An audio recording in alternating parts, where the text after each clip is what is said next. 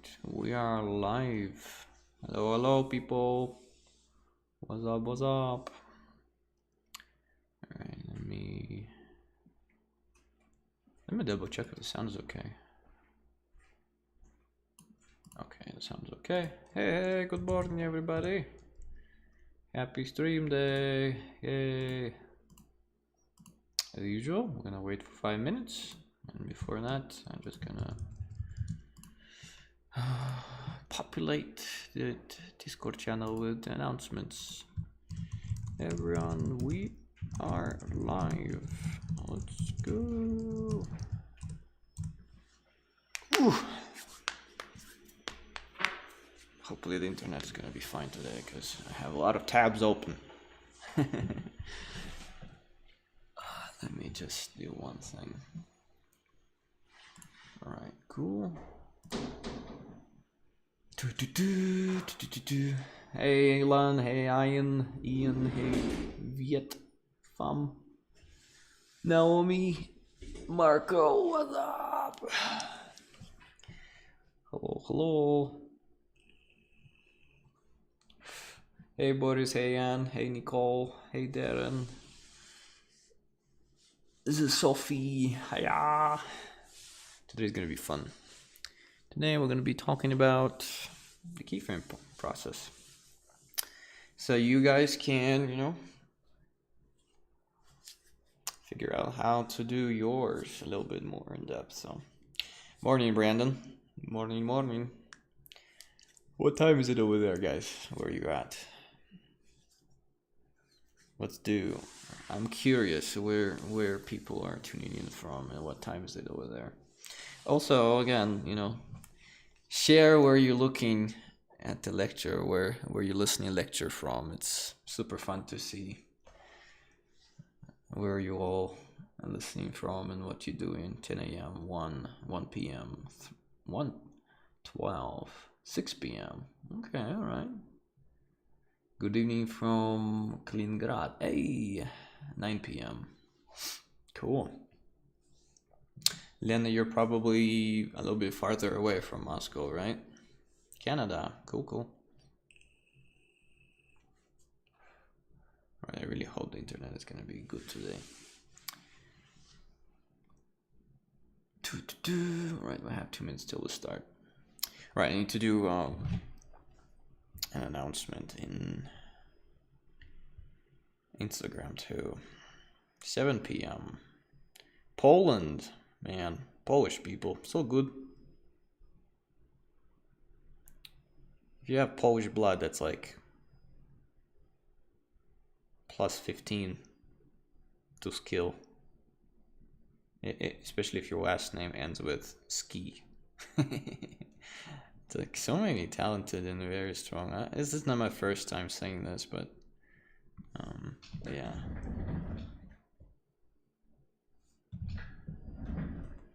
Right, making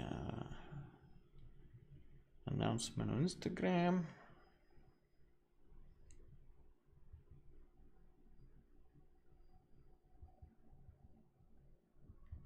Dun, dun, dun.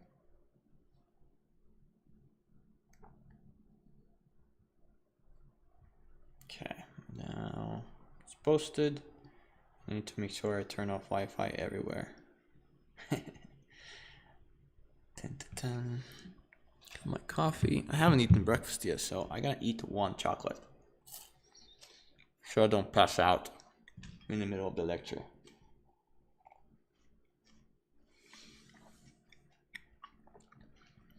What are we spamming today?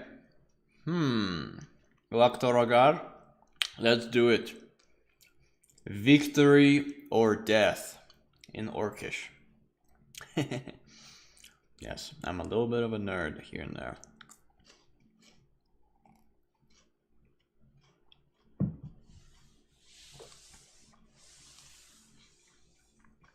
It's Loktar. I read the books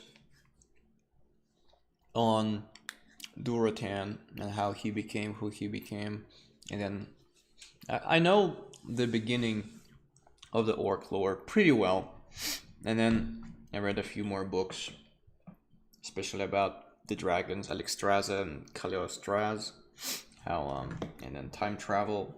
You know, Warcraft books are pretty cool actually. The lore of Warcraft is awesome. Really good, really good storytelling and super epic.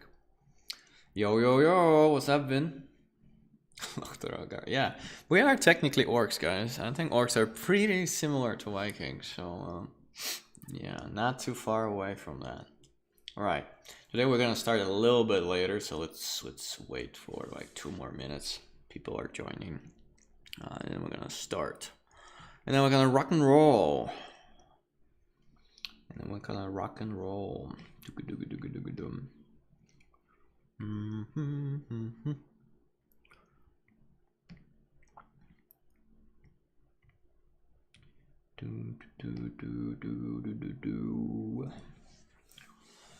Also, today we're probably gonna make the pitch meeting happen right after the Q&A session. It's about, I promised a lot of people, I just didn't have the time for it. So after Q&A session, small break, and then after that we're gonna speed run a pitch meeting. For people who are just joining and have no idea what pitch meetings are, on our Discord channel, we not only do the art camp, but we also do personal development of our own projects. So if you have a project in mind that you want to pitch, like an animation or a comic book, what we do is you have a week to 2 weeks to prepare a presentation. It should be a PDF that you send my way. I approve you, I give you a role, and then you can post it to a channel. And then we set up a pitch meeting time and day. And then all the Vikings join and we listen to your story. Then we critique it. Is it clear? Is it unclear? Do you know your own story? What's your plan on, on selling it or not selling it? What's your audience? Blah, all that jizz. It's really fun because you get to practice risk-free without, flopping. And then I provide basically personal feedback, what I think about your project, what you should need to do. Yeah. And this way we're trying to support our own creators on our own Discord. Yeah. Am I mixing up? Am I mixing up, guys? Is something wrong? Is the sound okay? Let me know.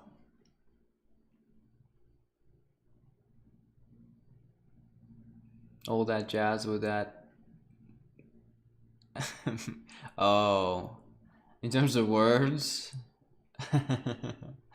Okay, guys, you have to understand. I have a very weird brain, and English is my second language, and then Russian is my first language. But over time, when you're speaking both languages, you're not becoming better at both of them.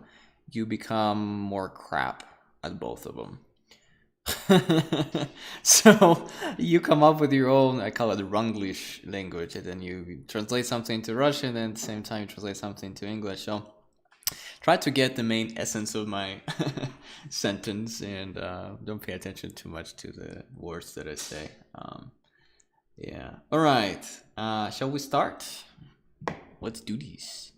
All right. Welcome everybody to lecture number 24. Woo, the crowd goes wild. Today we're going to be talking about this little thing that we've painted over, I don't know, 20, 25 hours, maybe? It took a long time. It's still, I'm still probably going to work on it a little bit more, even after the stream. But today's plan is this. First, I'm going to explain my mindset behind this specific keyframe. And then I'm going to go over some techniques of how I painted it.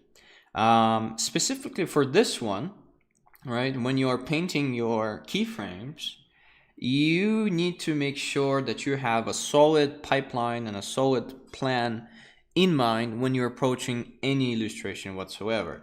Even if your pipeline is flawed, you need to know it. Even if it's a bad plan is better than no plan. And then over time, you're gonna discover process and the pipeline that works best for you. I'm gonna show you just one variation today. It's working basically almost from black and white, not 100%, but I had a black and white base.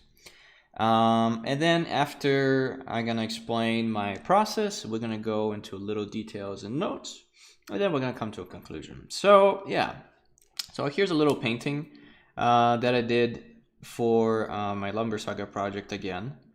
And before I started it, I had only one thing. I had an idea. And then this is the blank page that everyone faces every day. Hopefully you face a blank page every day or every couple of days. And it doesn't really matter where you start.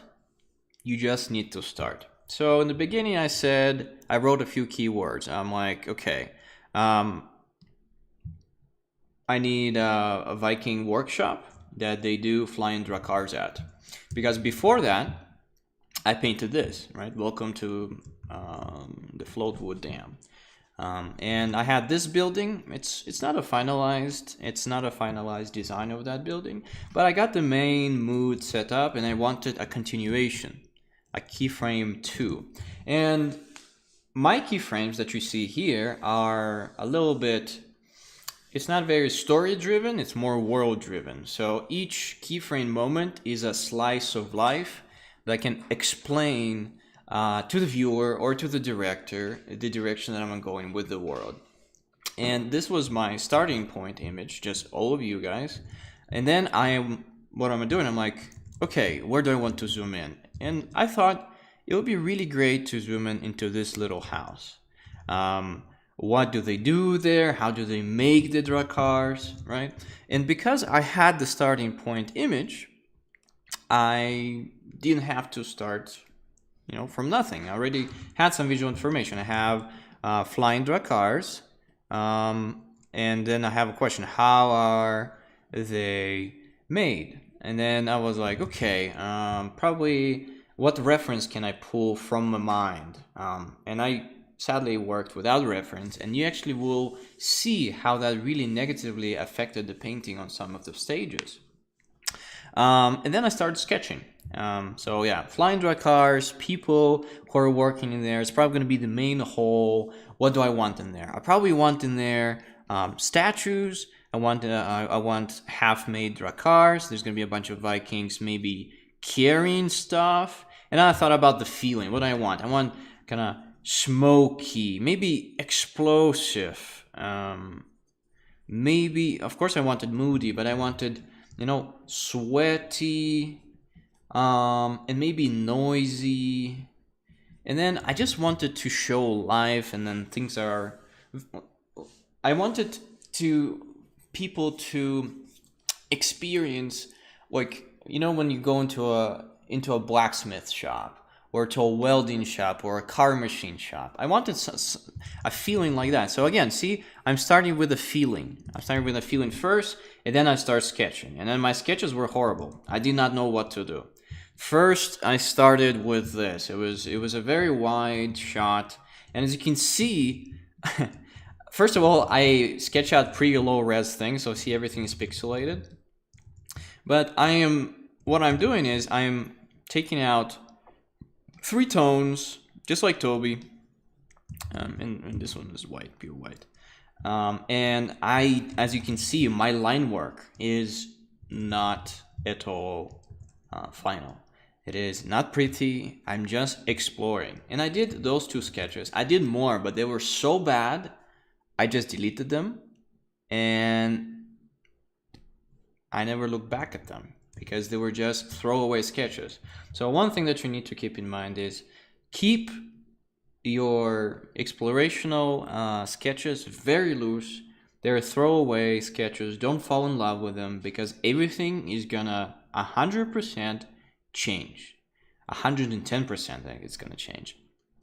And then the next stage was this is a replication of my thumbnail. I kid you not. I lost it somewhere, but it looked exactly like this. It was just stick figures, and only in my mind I understood what was going on in there. And after I was happy, yes, art. Yeah. And after I was happy with, well, I had something in mind. So, see, when you're doing a thumbnail, it doesn't really need to make sense to anyone else as long as it makes sense to you. I knew that in the foreground, I'm gonna have a guy chainsawing something. On the left, I have a guy in a dracar, him lowering an engine into it, and then one guy working on the dracar underneath it. Then there will be another guy working underneath another dracar, which is Viking ship. It's a name for the Viking ship.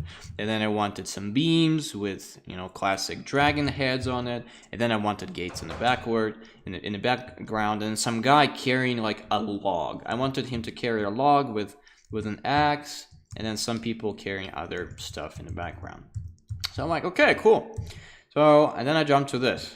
As you can see here, I basically did the same thing as I did here. I had 3 values, well, a little bit more than that, but they came a little bit later. And the line work is also very loose, but as you can see, just as Toby said, or in our previous lectures, I have a clear foreground, and then middle ground, and then foreground. Everything goes into the distance. And then I had the dynamic symmetry overlaid on top of everything, and a rule of thirds to make sure that there's flow within my painting. I replaced the log idea with I would say, what would you call this? In Russian we call it taran.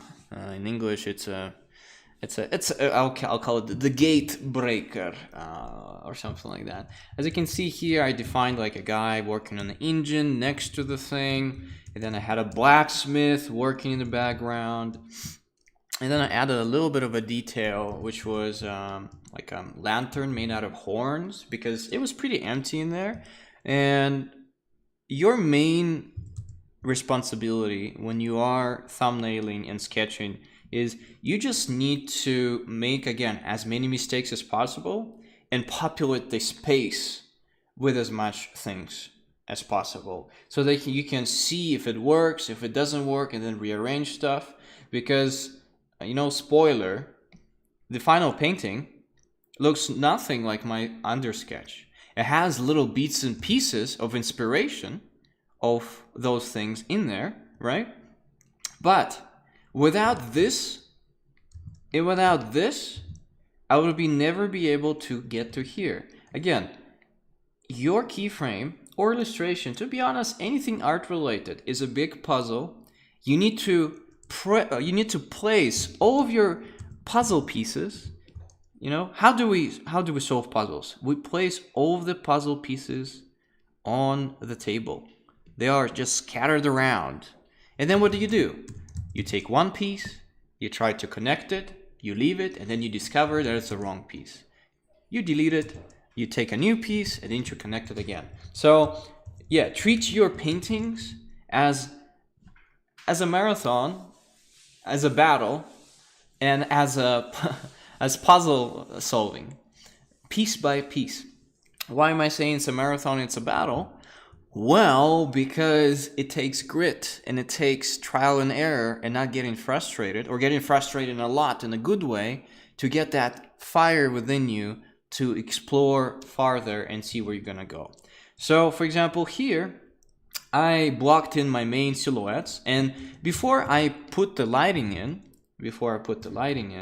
I had this as my reference. So I knew that the lighting is probably going to be coming from a far left. I don't have any doors here, but it's okay. I can change the design of the house of this a little bit later. So I knew that the lighting is going to be coming from a top left somewhere, or from a bottom left or middle left here somewhere. And as you can see, I'm following the same lighting pattern that all the keyframe artists do, is always place your light where it can have a strong either rim, and then you have a halftone, and then you have a clear shadow here. You don't really see that because it's still in, I just blocked in all my shapes by having my layers on my lines on one layer, and then everything on another layer, and then I'll just do this.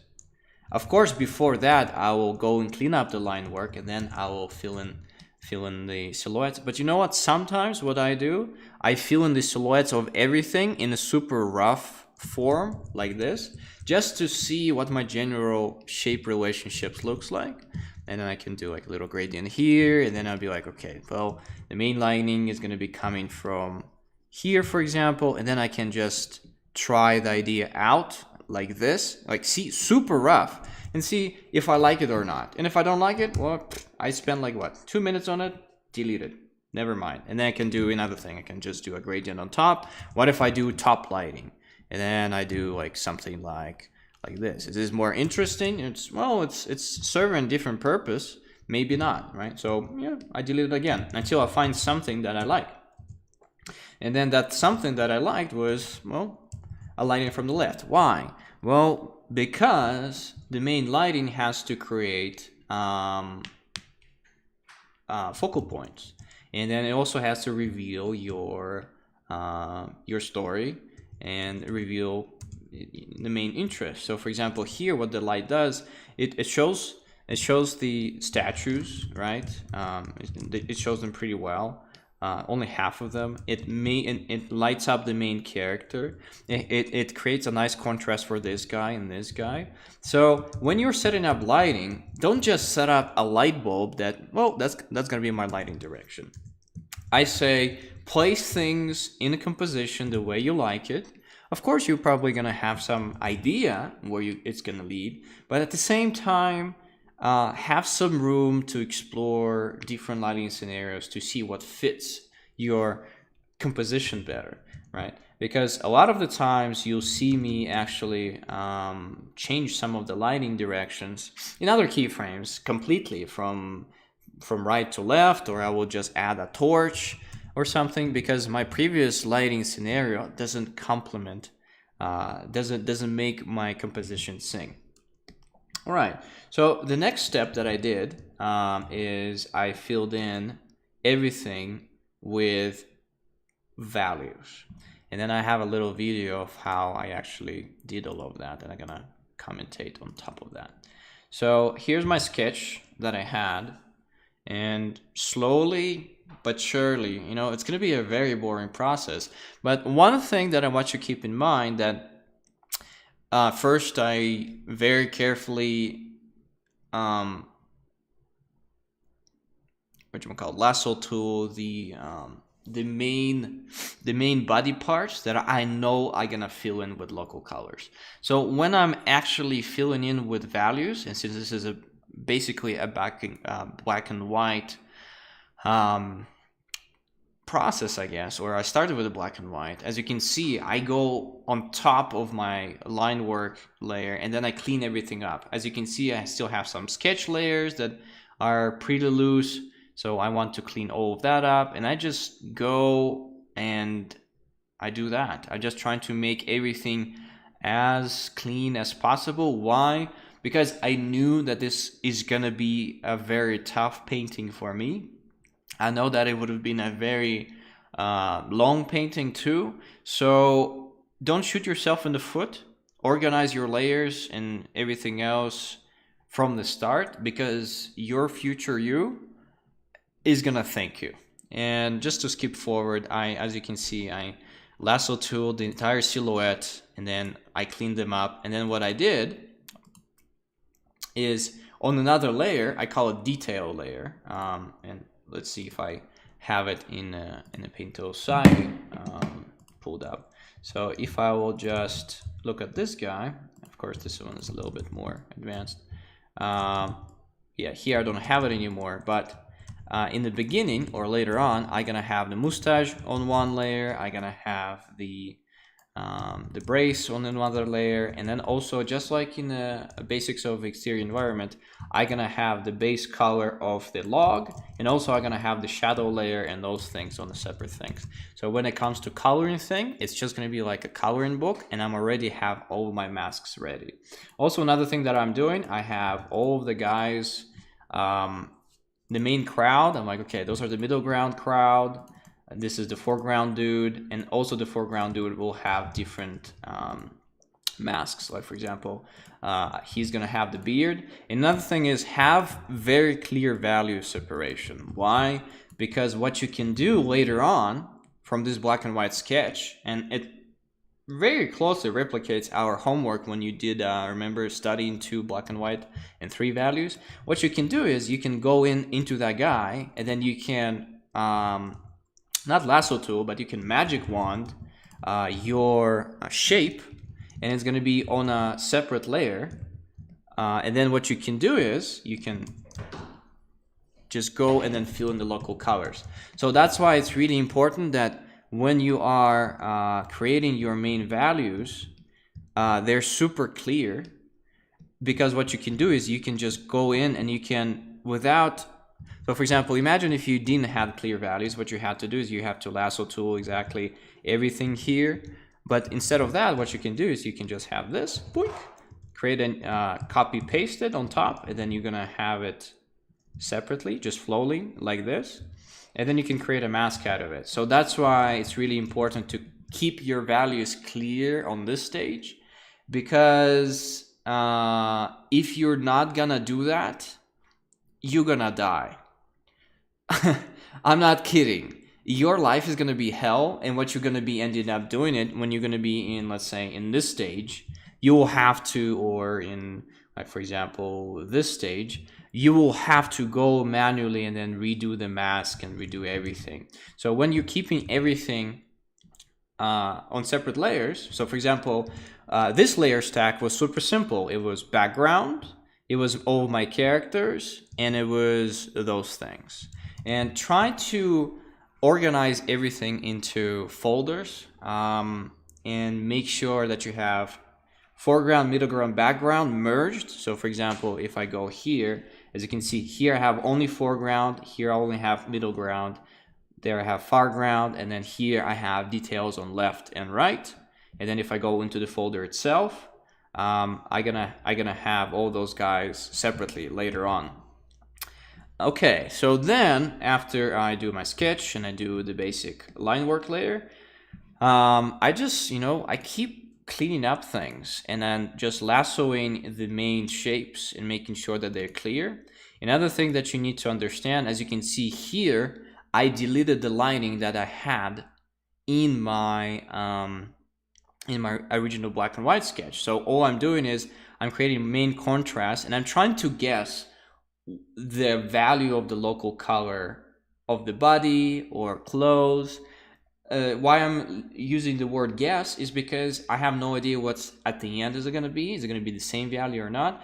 But at the same time, I'm trying to keep all the value relationships clear and awesome. Like for example, here, I didn't like my sketch. See, I lasso tooled my sketch and it looked crap.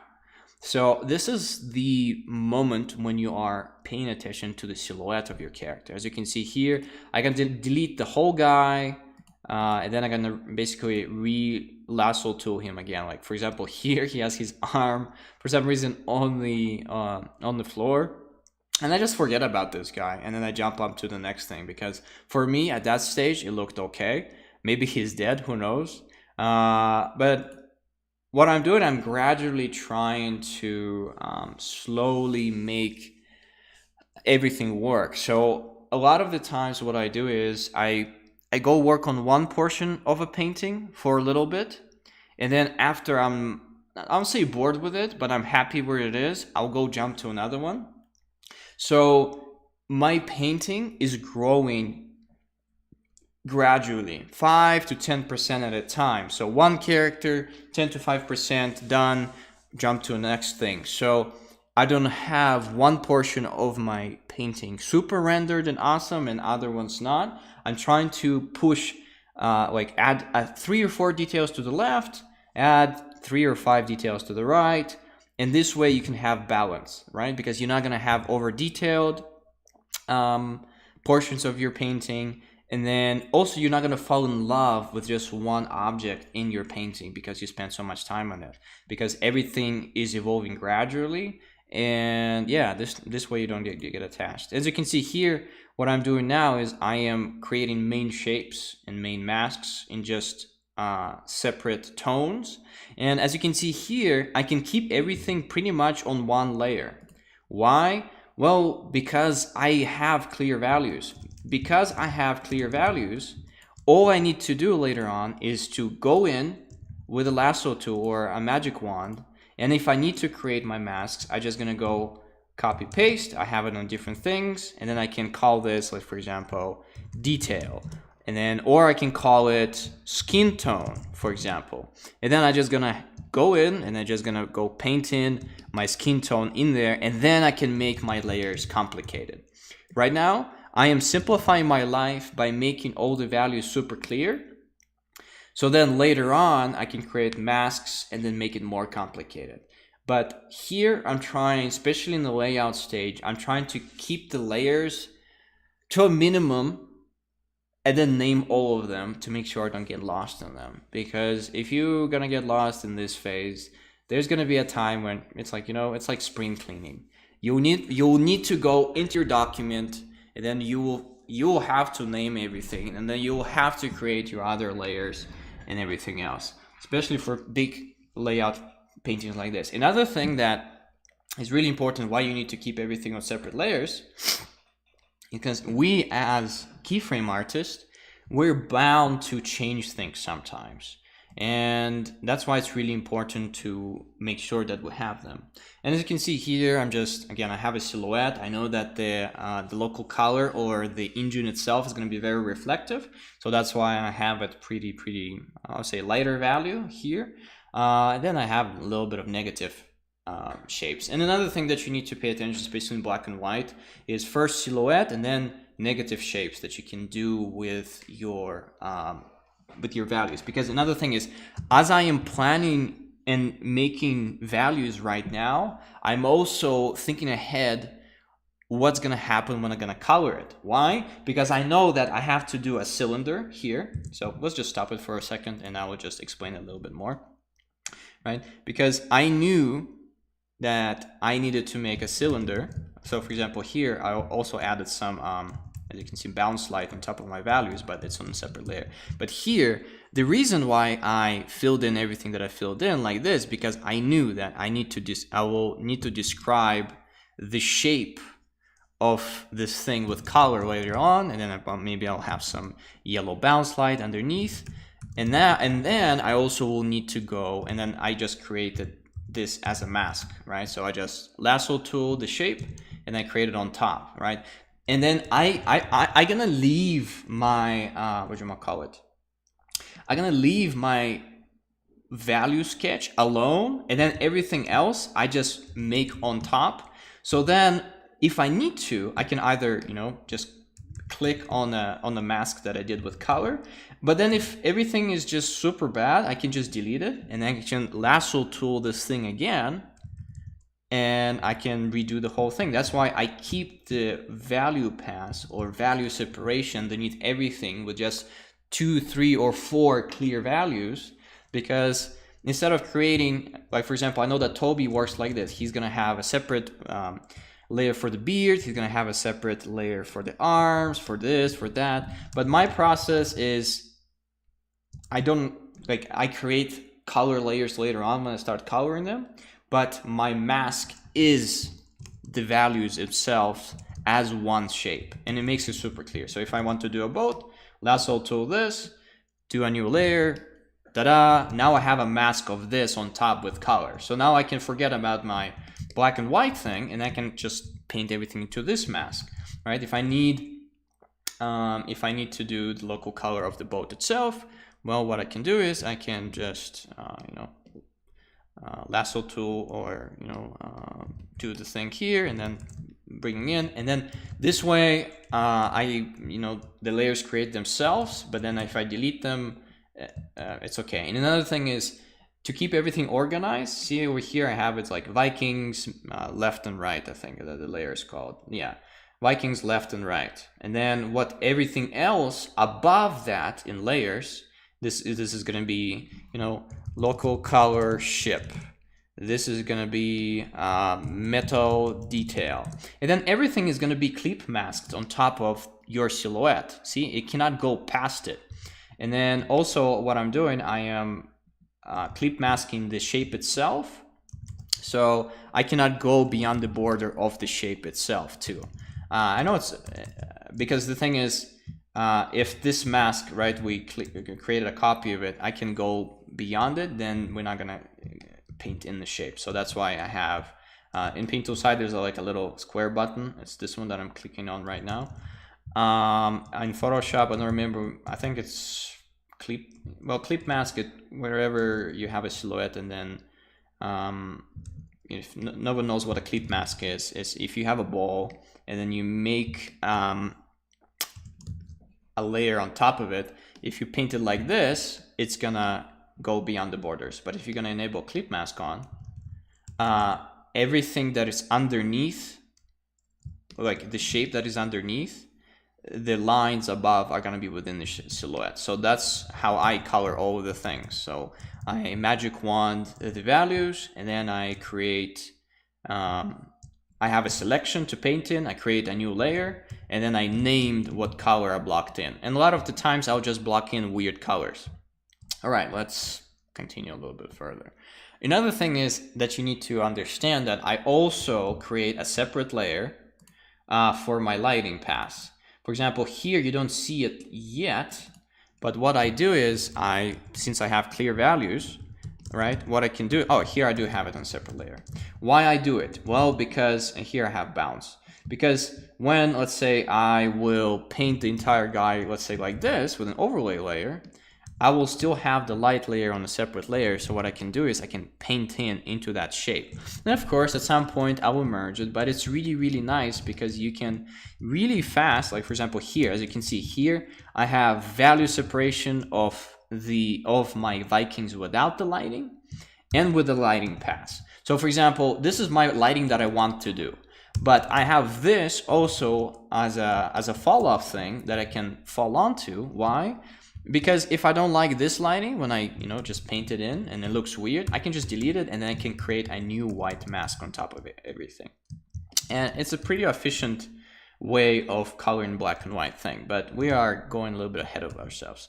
So back to the little speed paint thing.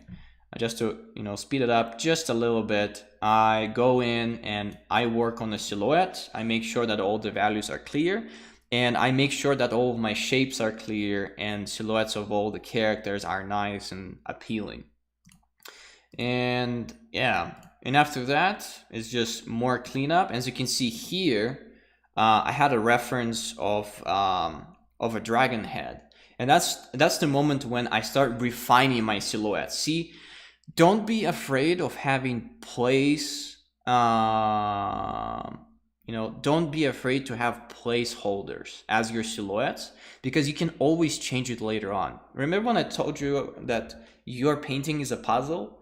Have placeholder things in there just so you can have context of how everything works, right? And then if you need to redefine it, go in. As you can see here, I'm really thinking about the shape. I'm thinking about the negative space of where the mouth is going to go, that dragon head, right? And I kind of went with line work again. And then on top of the line work, what I'm going to do? Well, I'm going to actually delete the thing that I did, and I'm going to create my own things. As you can see, I have them on separate layer. Why? Because I know that the heads of the dragons, I will need to paint them in later on. But as you can see here, I'm painting them into the atmosphere, into the lighting scenario. And after all of my characters, as you can see, somewhere here, I only had the background, right? And this is really important because your background needs to have I have a little bit of a broken perspective here and there, and I'm gonna clean it up later on. But I need it as so I can place things in an actual space. Again, I'm just blocking everything with a few values, and I know that the floor is gonna be affected by the windows on the left. Yeah, and I'm just working just on the room itself. But then at the same time, I am bringing back the Vikings to see the room, and the Vikings together see if the dragon heads are distracting or not. And then, yeah, now I'm adding, I think, lighting and rim lighting. Like, for example, I added a rim light here, I added a rim light there, working on the silhouette of the Drakkar, making sure he looks in the perspective. And here I'm adding a bounce light pass. So on top of everything, I just have a little bit of a bounce light pass just on a regular layer that is set to 65% opacity. So as you can see here, this guy has some bounce light on him underneath. This guy has, because that's how I'm gonna define form here and there. Yeah, and now I'm just, you know, adding more room light because, you know, the main character is not reading, and I'm keeping the rim light and all the lighting on top of my value. Okay, I'll call it cheat sheet or value map or value plan for all of my masks that I'm gonna use later on. All right. And yeah, the whole process took me 3 hours and 45 minutes. The whole sketch took me like an hour and a half maybe to figure it out. So I am already like 4 hours into this painting, and 4 hours is just dedicated to finding the lighting, finding the main silhouettes, finding the main composition, and then blocking in all of the values so I can make my life easier later on. So now we go to the coloring stage, or at least part of it. So here, there's going to be a little magic trick. Everything is just going to turn yellow. And for that, what I did is I merged absolutely everything into one layer. Absolutely everything is one layer. And I duplicated it, and I'm going to show you right now. So remember when I told you that context is very important in your painting? So let's have this pass right now. Or you know what, let's do it right here because this is going to be easier. This is actually the pass. So I merge everything into one layer, and let's make it like this. So I merge everything to one layer, I copy paste it on top, and then what I do is I keep my layer stack underneath with all the layers, and then I have a black and white layer on top of everything, and then I color pick a color that I know that is going to be my my context. I knew that the entire scene is going to be pretty warm, so I'm gonna try different modes out. I'm gonna try color, see how that looks, and then maybe drop the opacity down a little bit. Maybe I'll try multiply, see how that works. That's too dark, right? So, and one thing that I want to tell you about layers is, you know, layers are just like, you know, colored gels that they put on top of a camera to change the hue of the scene. So that's what context is. I'm just technically, I know that everything is going to be around bounce light, so I am just creating a yellow pass on top of everything. On top of that, what I'm gonna do, and this is I'm probably gonna change it more towards yellows, I think, because I actually created one which was this kind of like dark browns, and then I created another layer on top of it, and that layer was more tinted toward kind of like yellows. Let's see this, yeah, towards yellows. Maybe towards oranges more, a little bit saturated. Something, yeah, like, or yellows like this. So now you're like, what the hell are you doing, Misha? So now I'm gonna show you, because I have all of my layers underneath. What I can do is I can create a mask filled with black. And if no one knows what a mask is, so technically a mask is so if you have a painting, so let's say this one, I'll just have a black color on top of everything. So if you have a painting and it looks like this, and it's on a layer, so that's why I'm gonna skew it down a little bit. So if you have a painting that looks like this, and then you have another painting, let's say underneath it, like this, you can make a mask, and then you make a mask by clicking this button here in Photoshop. Google how to make a mask. And what a mask does, well, you know, you have this masking material in, let's say, watercolors.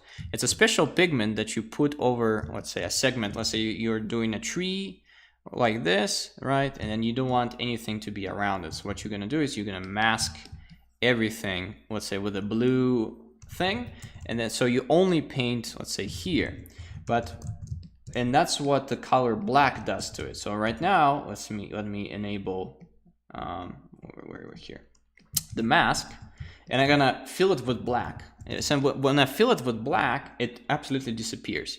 But then if I'm gonna paint on top of it with white, with a low opacity or a high opacity, little bits and pieces of this painting is gonna be revealed, right? And this is important. How?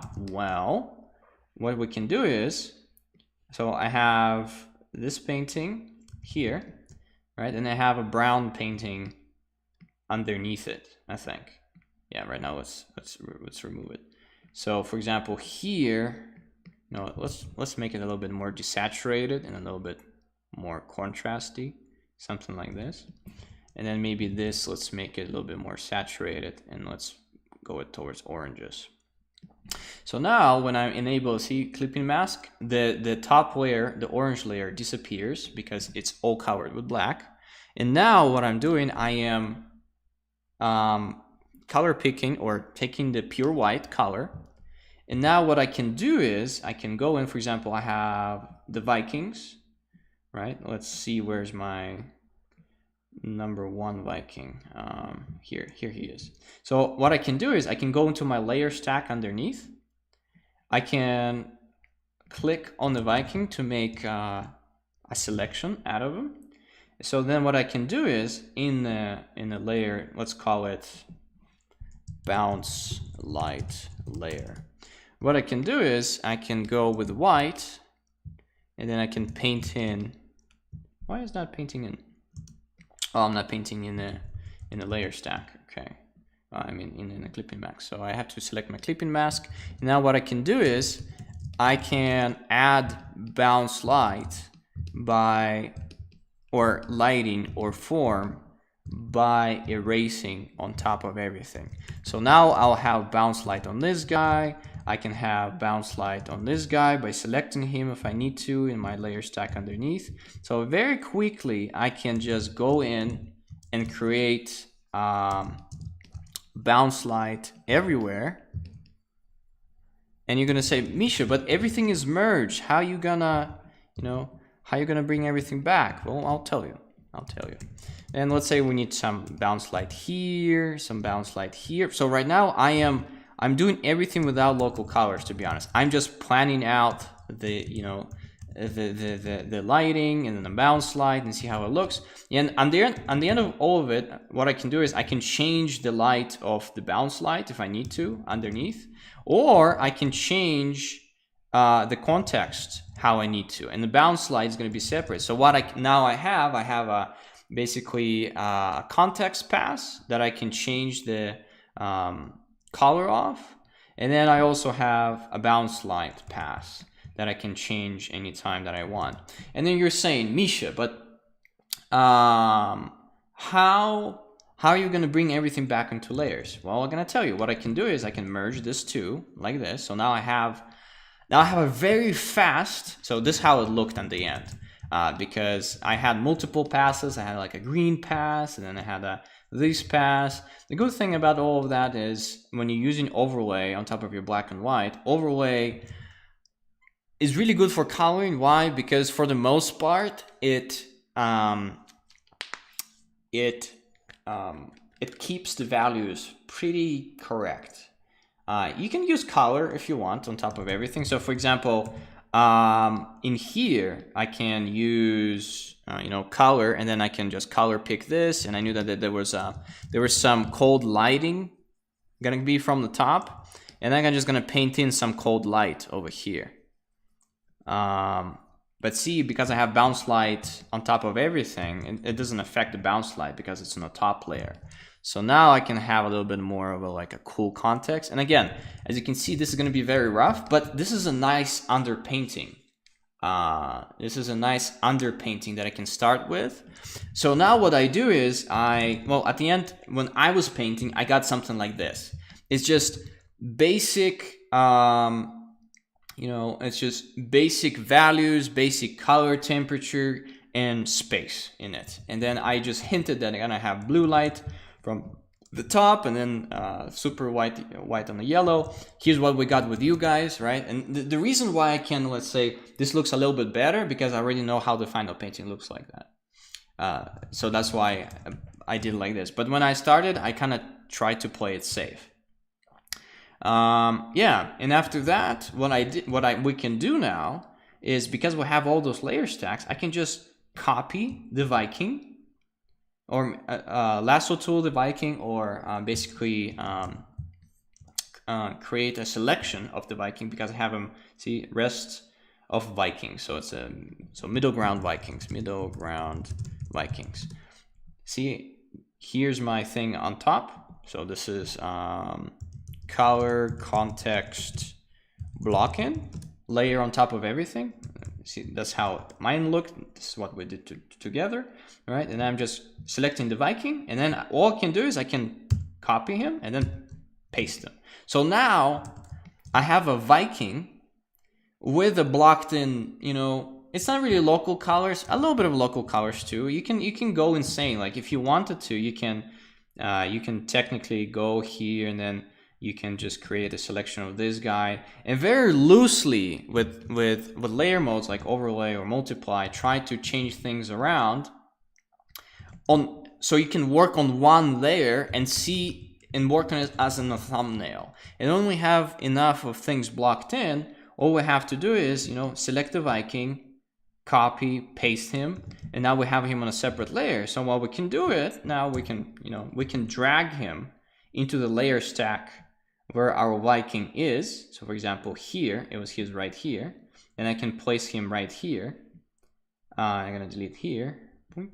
So now I have a bunch of Vikings on their separate layers already colored in, and this is a very fast way of working with your black and white thing, right? Because all you're doing here, and again, you treat it as a thumbnail, you can just go on top of everything with like overlay layers and blah, blah, blah, and then see how it looks really fast. Maybe I'm gonna have it blue, maybe I have this. And then you're working on one layer and keeping everything simple. But when you're happy with your color choices, when you're happy with your, just blocking and overall context, that's when you start selecting. Remember, I said this is important. You start selecting your main silhouette. So for example, I have those guys, right? Pretty good. Also remember, I had a bounce light pass on top of everything. I can go and color this bounce light pass that I have in a separate layer on top of my black and white. It will look like this. So I can color that, set it to overlay, for example, and then I also can have my color thing. And it can absolutely do horrible things to everything. So then I can just delete it, right? Because the thing is, I painted in the bounce light for the black and white things just to see, and then I can delete it. So now, for example, let's say I need the old man. All I do is I enable this thing, copy, go back into the layer stack, ta-da, I have the guy with basic temperatures and basic context colors. But now if I need to, color him in, all I have to do is I need to hide him, select his beard, for example, and now on top of everything, I have a selection with some colors in, and then maybe I need to bring in, his gray beard back. And now I can just paint into this, but I have some point of reference in terms of temperature where to push everything, right? And that's how I work a lot of the times. And then I'll just repeat the same process for every single thing, which is not a lot, right? And then I'll do the same thing for the background. So at the end of the day, my layers look something like this, right? I have a background, but you see the only downside to all of this, if you're gonna copy paste everything, you're always gonna have a black and white sketch underneath of it. So if we move this guy away completely,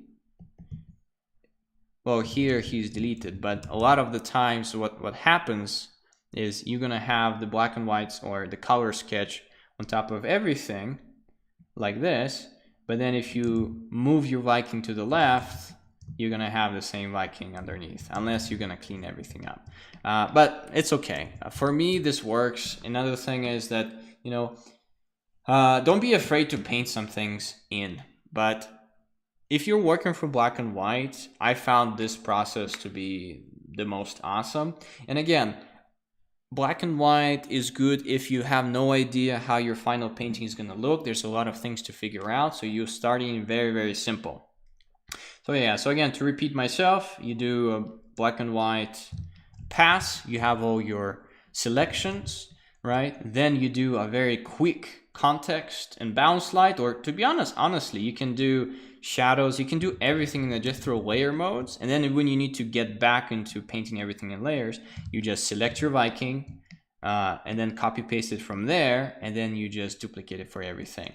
But Misha, isn't it be easier to, like, for example, do this? You have a layer of your Viking, you do an overlay layer on top, you know, and then you do bounce light, and then you fill it in. No, that's not going to be easier. Why? Because you're working on a singular thing. You're not working on an entire painting at the same time, right? You're not slowly building everything from ground up. There you are blocking in individual things. Here, this is a fast way to do a thumbnail and then block in the entire thing and then create singular things, but you know they're all gonna be under the same context, under the same colors, and you're not gonna have muddy colors, you're not gonna have weird local colors, because everything is unified. But again, at the end of it all, I still add a lot of other different local colors, but it was necessary for me to do all of this. All right, so let's pretend we did this and we made a copy paste of every character back into their place. And honestly, you don't really need to do anything. You just go, enable it, copy, paste, drag it to the layer stack on top of your value thing. You're done. And then you repeat it like 10, 15 times, as many objects as you have. But one thing that you need to keep in mind, right? I always keep then on top of everything. See, I keep my lighting layer on top of the color layer even. See, I keep it on top of the color layer. Another thing that I suggest for you to do is actually turn off all of your color layers or lighting layers. So like this, and then actually do a pass. Well, you can have the floor, for example, but have a pass as we did it like this, but without the lighting.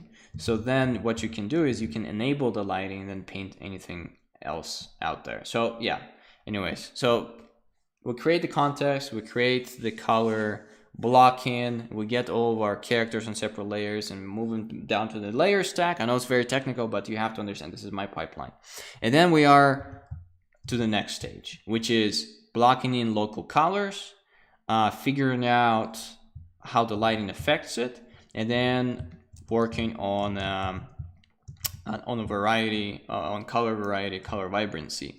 As you can see here, if I will just click on all of the things I have on top of everything, I have a fog layer to make sure that everything is in the context. And as you can see here, see my mask that I had of the color? What I did is I just selected it, and all I had to do is I had to paint it in, almost like a freaking coloring book. And that's it. And it really saved my bum because I didn't really need to, you know, do everything by hand and reselect everything, and everything's pretty fast, right? And another thing that I have is, see, I have the local color of the dude. Okay, this is the fog layer. I have the local color of the dude, just a selection, see, that I can paint in. I have the local color of his, this is my, remember the thing that we did before that? This is my underpainting that I did from that process. And then on top of everything else, I'm like, okay, I need to bring his local color back. So I have his arms, I have his shadow sign or occlusion, right? And then I have the lighting pass on a separate layer. Same thing for this guy. So this guy has a lighting pass. He has, well, this is like fog. He has more fog. But he has a beard, right?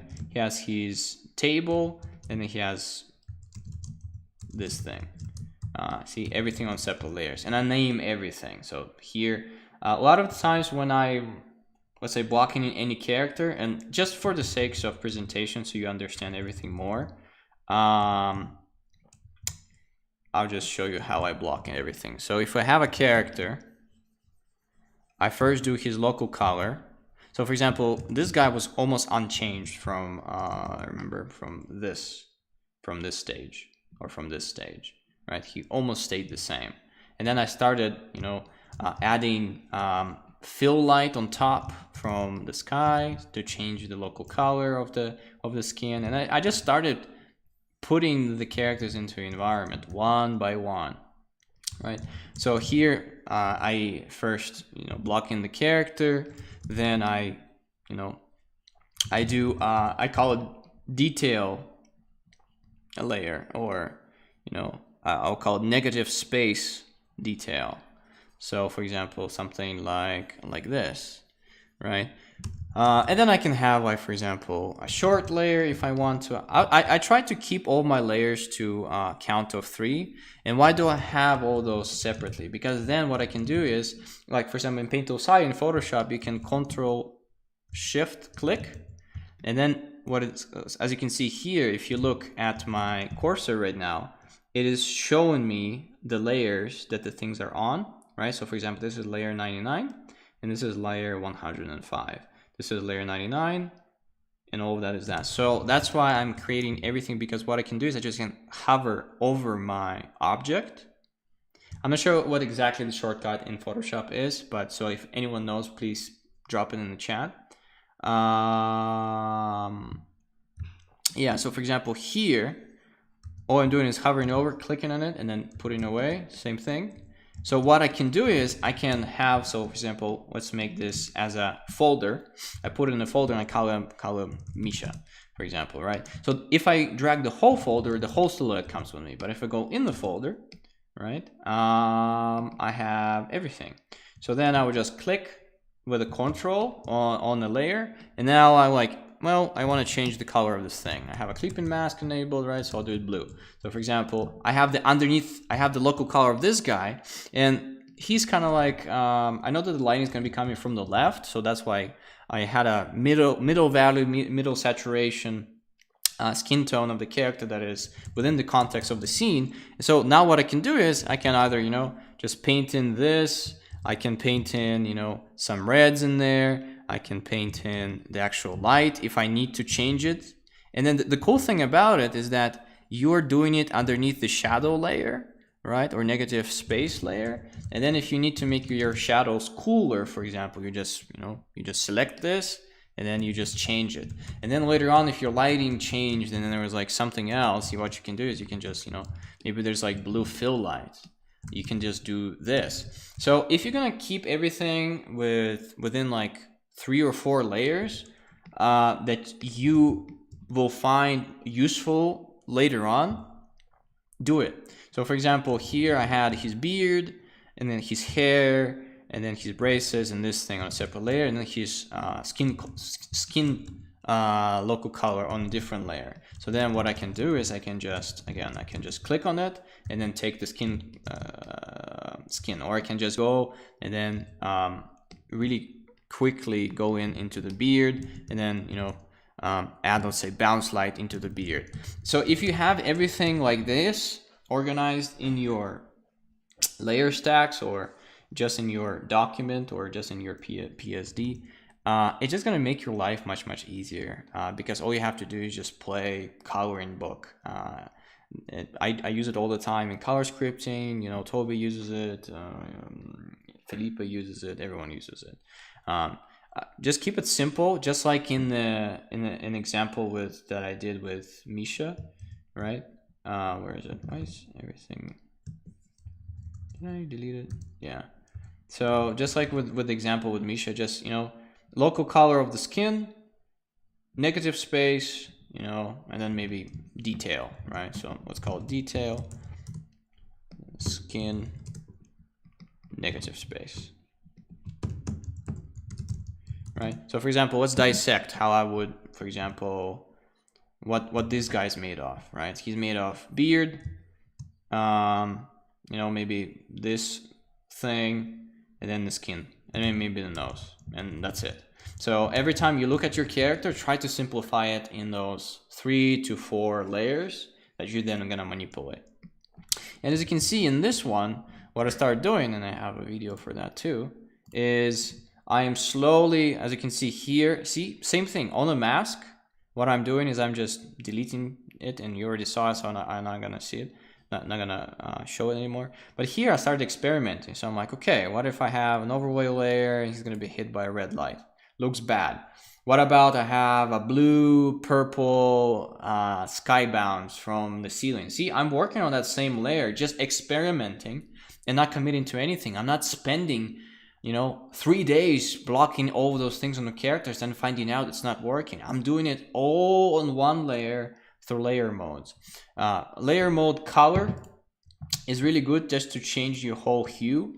So for example, if you wanted to go on the same black and white layer that we had before, right? This one, let's just make it this black and white. So I'm gonna just tell you this. Overlay is really good at, here he made the whole image a little bit brighter. So you need to figure out, you need to experiment a little bit with brightness and saturation to make sure that your painting is the same, is not so bright, not too dark, kind of mimics what you had here, right? Overlay is really good with that. So for example, if we're just gonna paint within the same color space, I can do a lot of interesting thing with that. But again, try not to go too saturated. Try to go desaturated first, because saturation, brings a lot of attention a lot of the times. So overlay is really good for that. Overlay is really good also for doing lighting on top, but we're gonna talk about that a little bit later. Multiply is really good for shadows if you want to do shadows, but you have to be really conscious of that because it darkens things up. So you need to really pick really light values, but you already have all your values figured out. So multiply is not a really good option. Overlay is the best. You can also use color. Color is pretty nice because technically it does almost nothing to your value range. But again, as you can see, saturation really brings up the contrast, and then the image appears actually more contrasted than it is. So I would just recommend, again, going with mid-tones. And then, because that's another thing, when you're in a block-in stage, use a lot of mid-tones. Don't go too saturated. Try to be safe, because you're gonna make all those really hard decisions later on, one by one, and all you need is a really nice base to start with. Yeah, and then back to the video itself. See, I'm experimenting, and see here I'm just duplicating everything into the layer stacks. Pretty simple. Another thing that you can do, instead of actually copy pasting, and I forgot about this method. Instead of copy pasting, just finding the Viking and then making a selection, what you can do is you can just copy paste this thing, or have it in your what's it called, register. So if you do Control A then C, so Control A copy, and then you hide it. What you can do is you can select your layer that has all those clipping masks above them. You can just press V, and then you can just go in and then press V again. And then you can go into another one, press V, and then what you're gonna have, so without the clipping mask, it's a whole thing, but with the clipping mask, see, the whole background is within the silhouette. So this is another way of how to, not to go and select each thing, but then select just the whole painting, and then just, inserting it into the, for example, if I want to color the pillars, clipping mask, here's the pillars.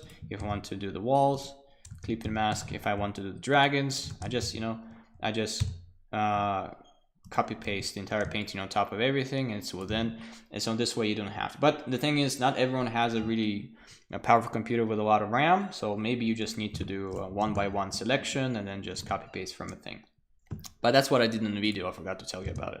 So see, I'm just copy pasting the background into the layers, and then now I have all those clipping masks, and now I'm experimenting. See, I'm experimenting with an overlay, and then I'm slowly starting to build up my values, my local colors. I'm like, okay, so I have this guy, he's all orange, but of course that's not his local color for his skin. So now I'm trying to find it.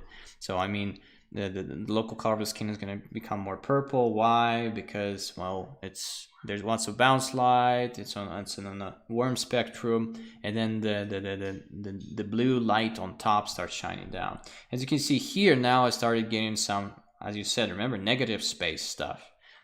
It's not necessary shadows, but some, again, negative shapes, or sometimes shadow shapes or occlusion shapes that I can paint in later on. And I'm just experimenting with those, see, and painting them in, and then keeping them on a separate layer above my base layer and above my black and white layer. And then I basically start doing it with everything. See, I lasso tooled the fist of this thing, and then I need to add more local color to it, that it's not going to be so monochrome. So I'm adding the light that the fist is going to reflect from the blue sky bounce. Right, and then I'm just slowly building up the whole painting. Let's see, this guy, I'm going on top of him with overlay layer to bring back the saturation of his backpack, of it being red, and I use an overlay layer to do that. So overlay is really good for bringing color in. Multiply sometimes is really good too. See, you have to, don't be reliant on your, don't be reliant on your layers so much. Be reliant on your eye and see what your layer needs to do. So for example, I needed to make this backpack red. So I thought, will overlay work? Sure. Did it work? Yes. I will try multiply. Did it work? No. Okay, try another layer. Yeah, and I'm doing everything with each object. See, this guy was a little bit too dark, so now I started painting in his skin. Right, see, I lasso tooled the black and white thing, and then first I did the skin and the face, and I'm gonna block in the face. See, the face on top has a little bit of a bounce light from the sky. It's gonna be on the cooler side, so I tried that. His skin has a little bit of red tones because there's a lot of bounce lights gonna be in the scene. So see, the scene is starting slowly to build up, one by one. And as you can see, I'm like double checking where my light layer is and that I didn't mess up anything up. And then, as you can see here, I'm doing the detail. And this guy is pretty bright, right? He's not in the foreground yet. And that's okay. Sometimes you can just block in everything with very mid local colors, mid-tone local colors. And then what you can do is you can then throw a multiply layer on top of everything. As you can see here, I just threw a multiply layer on top of everything.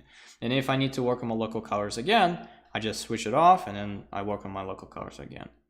Yeah, and so for example here I need to make sure that my values are not perfect. They're there just to get me a general sense of my lighting.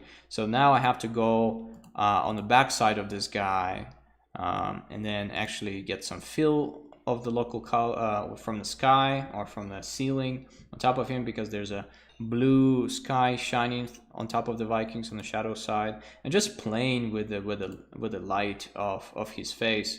As you can see here, right, I chose the light layer, or my light, or my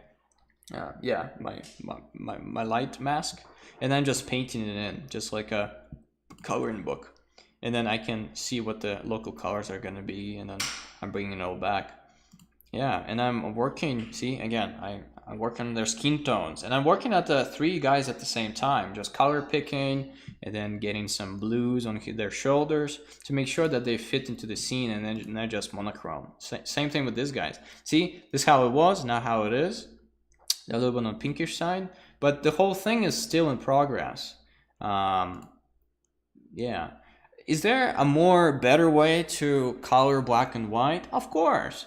But the thing is, it doesn't matter how good you are. If you are starting with the black and white, you basically gonna paint your painting twice.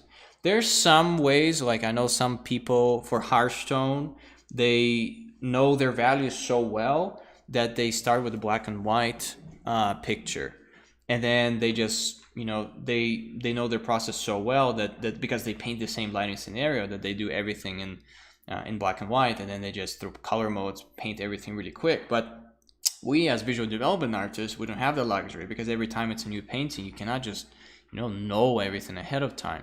So what the black and white process does, and then coloring this way, is there's a lot of room for flexibility, and there's a lot of room for explorations and everything else. As you see, guys, here, like this guy's totally with the bounce light, but then like, well, he's too warm. I'm just gonna fill it in with a more of a cool skin tone, etc., etc., etc. So yeah, and just like this, I've been working on every single layer. And you're gonna say, well, you change things a lot when you start painting later on. And yeah, that's okay, because this is just part of the puzzle. See, it's slowly evolving, blocking in the local colors. And then I ended up somewhere here. And then on top of just local colors, what is also changing is a lot of the times the composition changes too. As you can see here, I replaced the main guy that was going towards the camera, right? I replaced him with a guy who was going from right to left, and then also replaced the guy completely. I replaced this guy, and I also removed the beam from the back because the beam was too distracting, right? See, I don't have the beam at all in there anymore. And then I also added this guy with a new pose. See, you can see a little bit of transparent background here, because I don't know what this Viking does. He's kind of like posing for an Instagram. I don't know. But as you can see, things change. Why? Well, because this was, I don't know, it's like, what is happening? The guy is like chopping, this guy is like adjusting something, this guy is doing something, this guy is blacksmithing, they're walking, this is the guy is walking. There's no story, there's nothing. So then I needed more character to the main guy, right? So I made him bigger. And I wanted to show a giant, so that's why he's so big compared to this guy, right? It's not me trying to be purposely bad with perspective, just this guy's huge, right? And then those guys are walking. I'm like, okay, that's a little bit better. And as you can see, I'm continuing, blocking local color, and I added a potato, an energy potato. And then I also added a little thing over here for depth, right? And then the joke is that they use potato electricity in the Viking Age because the potato is so big. Anyways, and then later on, after that, as you can see, more local colors pop in. I completely deleted the previous guy, and that's okay, right? Because if it serves the story, that's good. And also, I changed this guy. He looked more like a Magaket guy, and then here he looks a little bit more brutalish to me, I think. But overall, it's the same thing, right? And then on top of that, I'm like, man, well, something's still not working, and there's no story in this thing, right? So then what I added, I added a yelling dude. He's like, ah, I'm walking here, type of a deal. And then I also added some dudes in the background. As you can see, there was no dudes. Now there's dudes on the boat, like fixing the potato. And now there's all of a sudden there's story in it, right? And of course I added bounce slide back. And now I went from black and white really, really fast into color, but then, I'm adding on top, and then I'm changing things up constantly. It's evolving. It's very rarely when you're gonna paint a painting that is very, very complex from the start that you know what you're doing, unless you really spend some time in the universe or you've done those paintings often, right? So for example, if I'm just gonna do like a mountain with a sunset, yeah, there's no need to think. But here it's a gradual evolution, and again, it's push and pull, it's experimentation. It's not one thing that I like to say. It's not settling for less, because what you have to do is you have to go to each moment. You have to be like, can I push it further? Yeah, it doesn't work. All right, what about this? Closer. Can I push it further? Yes. Much better. Still, something is wrong. It's too simple. Like, is he yelling at him? Why is he yelling at this guy? Like, why this guy is exploding? Why this guy is posing? It looks like unnatural. It's a natural slice of life. And another thing, this guy on the right, because he was the only super green saturated thing, really attracted a lot of my attention. And then a lot of things weren't working, like the statues in the back weren't working. I was getting very frustrated, and I was like, man, this painting is gonna kill me. But it's okay. I took a break from it for a little bit, and then I resumed again. And this one is really interesting because that's when reference come into place. Like I look at those statues without a reference and those statues with a reference, and actually prepare the little thing that I'm gonna show you how I painted them. I think it's by the way, guys, a lot of this painting is actually painted on the stream with you guys. So if you want to check it out, you can go in and actually see almost, I won't say the entire process, but majority of this process. Yeah. So see, guys, I saw a little. I searched for a little reference that I liked, and I did a little study of it. I was trying like what the main shapes are and why does it look good to me, and then I just did a little study, and then I started. So then I placed it to the right, as you can see here. And remember, just like in the environment block-in, remember when the basics of environment exteriors, I showed you what my block-in process was. Same thing here, as you can see, I did a little color sketch. And then I'm lassoing the negative shapes and then the positive shapes. And then the main local color. So at the end, I have something like this. See, I just moved the entire face. Yeah, so see, I just have one big negative shape on top of a cylinder that I painted. And then I just started experimenting, and then I deleted it all again, and then I painted it again, and then deleted it again. And it's just, push and pull. And then at some point, I got the shape that I wanted to. Right, with the mouth open, right, but it still doesn't really work to the degree that I really want to, right? And I just kept pushing and pulling, and then I think I found this shape, which is the final shape of this thing. Because when the shape of this thing was open, or the mouth of the statue was open, it brought too much attention. And the main attention had to be where? The main attention had to be in this area. And another thing that I did is I finally found a story. Because now this guy's walking, this guy's like, dude, just get out of the way. And this guy's like, boss. And then he has like this kind of like weird electric wire that just ripped out. And then this guy's like, oh my God, it's about to, blow up. And now I'm like, okay, now I'm onto something. But I'm going to tell you guys, if you just look on the streams, like just look, this stream that I painted with you guys, because I needed to find the little bearded dude. So this stream is 3 hours and 40 minutes. This stream is 5 hours. And this stream is 6 hours. And yeah. And then off stream, I painted a little bit with you guys on the Discord, and it was like for like 5 or 6 hours too. So what I'm trying to tell you guys, like I have a lot of experience in the industry, and I think I have some mileage in picture making. But even when I start painting, I cannot find something until I do. So it's always this constant push and pull and search and see, and you have to answer this one question always, like, am I settling for less? Am I settling for less, or am I doing something that I 100% agree with? Right. So for example, this is how I found the guy who is standing on the right saying boss, boss, boss. See, I'm like, something is missing. So, and the thing is, if you didn't notice, in the background of that guy, I still had this guy, and then I spent a lot of time on this, not blacksmith, but like figuring everything out.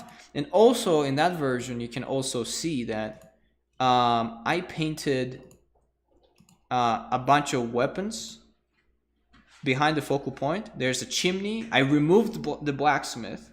There was a bunch of weapons, and then there was like a little forge. But then I'm sacrificing all of that time for a better story, and I'm trying not to settle for less, right? So I'm painting, and I'm like, okay, guys, something is wrong again, and I painted this guy. At first, my first idea was what? Maybe this guy's kind of like, oh, I'm sorry, and this guy's like walking, and he got a little bit of a he's got a little of a fire coming from him, and he's kind of like, ooh, like what the hell happened, right? And then as usual, right, I did my line work, and then I started blocking in local color. But then this guy was like bringing too much attention. He was not interacting with those guys. He was his own separate thing, like almost like 3 million random things were happening in this image. And I kind of liked this idea, but again, it looked fake. It didn't look like a slice of life, like he actually lives in it. So what I did is, I'm like, okay, like I'm blocking the local colors even, and I went pretty far. And then I even changed like his design and then the color of the thing, and I'm like, this looks weird and this looks wrong, right? And then what I did is I found this guy. And this guy, I think I just deleted him. Yeah, this guy. I really like that his hair is going forward and he's kind of has this terrified face. So I finally found the story, right? And then I started like, see, I'm trying to, fit him in and see where I can add more things. And I'm looking and I'm trying, and it didn't work out. So then I placed him here, and I think he's in the perfect place. I gave him a wire in the hand or a little tool, and then I'm like, all right, I need to change the facial expression of this guy. And at the end, I ended up with something like, where is it? So this is when I added the guy with something like this. And this guy is kind of like, oh, it's about to blow, and he's kind of terrifying, but he's kind of like ish, but not really. And then this guy is still wrong. And another thing that I added, like, when I blocked in the local colors, you need to really pay attention to your lighting patterns. Like, for example, this guy from previous version here was just not working when he was fully in shadow. It looked wrong. He looked like just a big blob of something. So what I did, I turned him around, and this is fake lighting, but I half lit them. And when things are half lit, it's really nice. And also from contrast point of view, right? We have the most point of contrast here, and then we have the light patterns here and detail here and here. And also here you might say, well, the values don't work. Saturation, guys, right? If you have lots of saturation, right, the objects instantly look brighter than they are. So for example, this beard looks much brighter than, a lot of things. But if we turn it to black and white, it's not really that light at all, right? It's the saturation that does that for us. And then I think I also made, as you can see, I made the head of the Viking smaller because it was distracting. So always ask yourself this question: what is my main story? What is my main simple statement? What am I trying to tell with all of this? And is everything supportive of my main story in my illustration? Is something distracting? If it adds to the story, keep it. And if it doesn't add, just remove it completely. And then I went on a kind of like a marathon, and I think I painted for like 6.5 hours. And then I did all of that. I did the final push, right? So what did I add? So look at this guy, right? So this guy, his facial expression, I pushed it even more. He's like, now he's kind of terrified, now he's really terrified, right? This guy, in his arm, I put a wire in so we can connect it. Also makes a really nice lead. He's like, boss, the wire is loose, and this thing's like a little teapot going about to kaboom. And also this guy who was posing, he's like, what the hell are you doing, dude? Like, did you just wake up? Yeah, maybe. But then now I not only made him more interesting that he's working and welding, but also I connected the welding thing to the potato.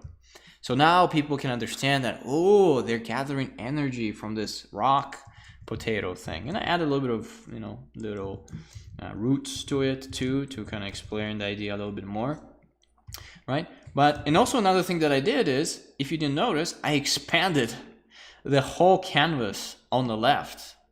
And a lot of you guys are be like, man, I spent so much time on this thing, I'm not going to change anything. I'll just try to salvage and try to make this work. No. If you have a foundation that is wrong of your house, you need to tear it down and rebuild it. Happily, this wasn't that. This was much simpler to fix. All I had to do is basically, repaint things. But I encountered one problem. My foreground elements didn't work, and this guy on the right had too much weight. He was the only thing that is super dark, and he was the only thing that was super green. So what I added, I counterbalanced him with the left thing. So now I have cannonballs and barrels and chains. And now, if your right thing is interesting and the left thing is also interesting, now it's balanced, as all things should be, right? And yeah, and then now it's just to the final things. I'm slowly running out of brush strokes. Or things to do. And for me, the painting is usually this. I cannot add anything that is going to change the painting for the better. And also, I cannot subtract anything. So for example, if I'm gonna delete this, it's gonna make the painting better. If I remove it, no, it looks worse without it. So I bring it back. I try to add something. There's no space to add anything anymore, right? I'm gonna work on this painting a little bit because then, I can push the wires here a little bit. But for the most part, it's basically almost finished, right? And see, now it is working. Right. Another thing that I added is I changed this guy's hand to a mechanical one because why not? And another thing that I did is I changed the guy again. This focal point guy. Why? Because he was not interesting enough. It doesn't look interesting enough. It's not connected to this guy. He has no facial expression, and this looks much better than this. Agree? Right? And then there's little details. For example, those things over here, they point up and they distract from the focal point. So I just delete them. And I make chains that point down because it deletes the focal point. Also, I added a beard because what beard does, and those things and the bear things, they make nice flow that take us through the whole image. And then the previous design was just boring. Now this is much better, right? And the main thing that you have to get from this, guys, is push through. Just compare this. Just compare this to this, right? It's a big difference. Or even this, to this, or this to the final thing. Remember when Joe said you need to have grit? Yes, you absolutely need to have grit because if you don't, it's going to be really hard. And also another thing is be open to finding new stories, right? Because now this guy is interacting with this guy. This guy is welding. Those guys are, fixing the potato. This guy is having a little lunch break with his beer pointing up. This guy is just chilling. And those guys are like, hey guys, what's up? And he's pointing down. There's even a few guys here walking on the roof. Also, there's now this guy's he's upset. He's this kind giant who can carry this thing with his one arm. This little dwarf is yeah, what are you doing here? And now this story has more character. This guy's the commander, with the little Yoda floating thing without legs. And he's the red beard of all. This guy's oh boss, and then this guy over here, you can't even see him anymore. But just imagine if I sacrifice this story to just making this guy look good because I spent so much time on it, right? So story comes first. Do not settle for less, right? And everything else is pretty simple, right? I have depth, and then I start rendering. And then the way I render, it's pretty simple actually. What you need to do is, for example, if you do metal or anything else, all you have to do is you have to do a little brush stroke, and then just delete it on top, and then just gonna create a nice hard edge that is gonna show something. For example, I did exactly the same thing here with metal and a few material here, and even with with a few wood stuff here and there. Another thing is I added more texture to the main focal point, right? Because that's where the most detail is. I added more leading lines. See those cannonballs? They're leading to the main focal point. And it's just, again, It's just practice and process of adding and subtracting. And then at some point, hopefully, you end up with something good, or you have to start over again. I've started so many paintings over and I threw them away just because I just didn't see the finish line. I didn't see anything that would really, hook me up to that painting, have a connection with it. But with this one, from the beginning, I knew that if I would push through, it would be good. And here I added like a little bit of serpents here and there, See, this guy who was pretty, like almost in the focal point previously, I might need to bring him back a little bit by adding a little bit more local colors in. But he's totally in shadow now. And I think the only thing that was really, really stayed the same is probably the position of this guy and this guy. This guy changed a million times. This guy changed. This guy changed. This guy wasn't even there. This guy stayed but went to the back. The statues changed. Everything changed. The potato wasn't there. None of that was there. And the only thing that's gonna keep you going and getting you to the finish line is, again, just enjoying the process. If you will go through, again, there's like 15 hours of technically live. This one is 5. This one is 6, and then the other one is like 4 or 3.5. There's almost like 10.5, 12 hours of me painting this painting. So, the best school will be probably go and rewatching those streams. And there's a reason why I streamed them online, because there's no way you're going to download, a 5-hour or a 15-hour video live. So unless if it's going to be online, you can actually check it out. So I really recommend you guys going and finding it. It's in the live streams that I do here on the YouTube channel, and then checking them out. Yeah, and then everything else, what comes after this is pretty simple. It's rendering and finding final things. Like for example, here, like I might sometimes when I do post-production, I might play with saturation and contrast. I might make it more contrasty. Does it look good? Well, it loses a lot of those neutral colors, but it does look nice. Maybe I'll just add 10% of of contrast, just a little bit, just super subtle, right? And then maybe on top of that, when I do final post-production, when I'm finishing a painting, another thing that I actually do sometimes, I blur the entire painting like this. Not too much, like something like this. So the difference is like this and that.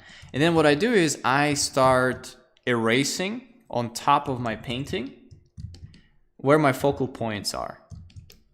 So this way, if my painting is too complex and I have too many hard edges that are distracting, what I can do, I can create soft edges. And then by erasing the focal points that need the most attention, I'm bringing hard edges back into it. So it's a little cheat code. Don't do it all the time. It's only when your painting is like really, really noisy and unsalvageable. The difference is not super big, but if you really, really look for it, we are not going to be looking to wrong areas of a painting, and we're going to be looking into the areas of a painting that is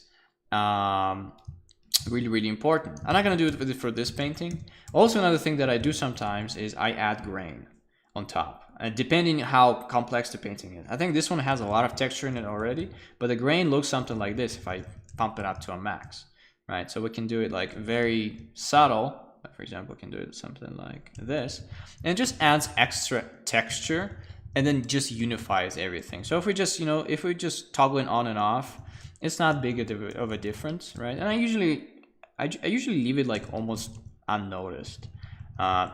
Grain is good to unify. Like a lot of photographers would put grain on top to unify the entire image.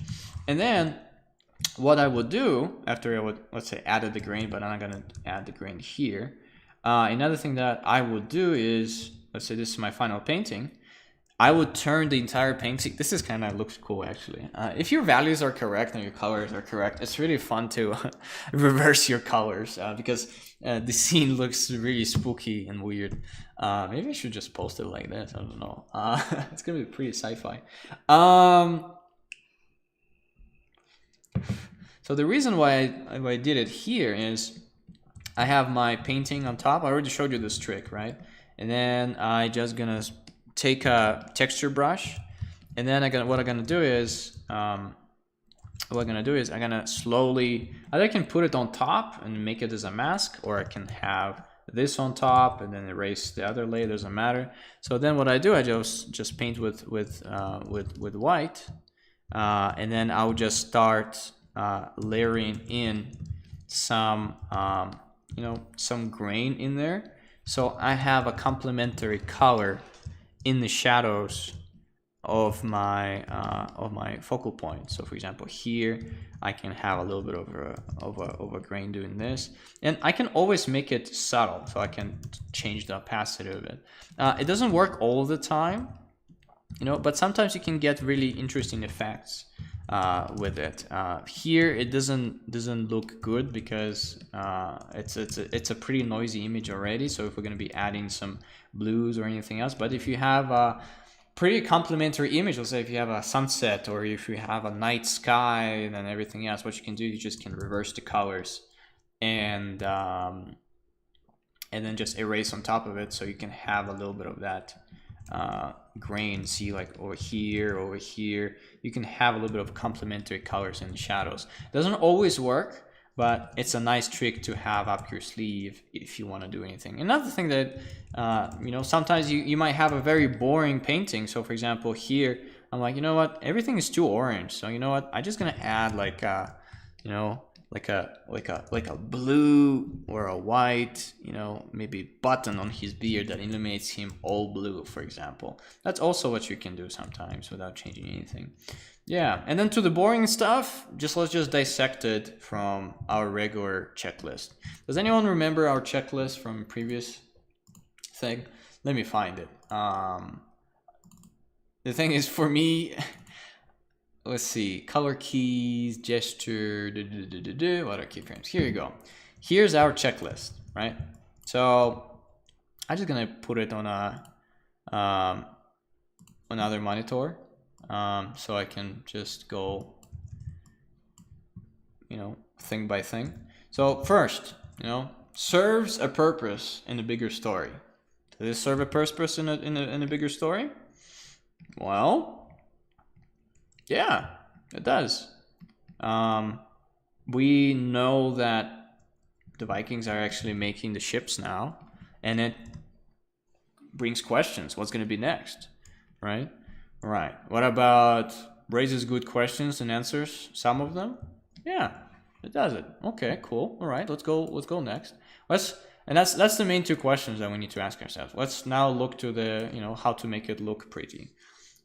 Has a clear statement and the focal point plus idea. Yeah, I think it does. Maybe you'll be the judge, but it's Vikings working on something, and it's sci-fi technology, steampunk Vikings type of a deal. Does it have good composition? Let's check. Does it have good composition? Well, my only self-critique will be that this guy is still very, very interesting, but it serves the purpose of a focal point, or a foreground element.